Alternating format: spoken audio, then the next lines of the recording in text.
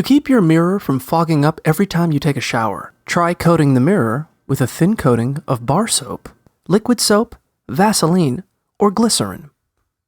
Wipe the mirror dry with a paper towel after you apply the coating, so there's no visible residue. You can also spray the mirror with a mixture of equal parts water and white vinegar.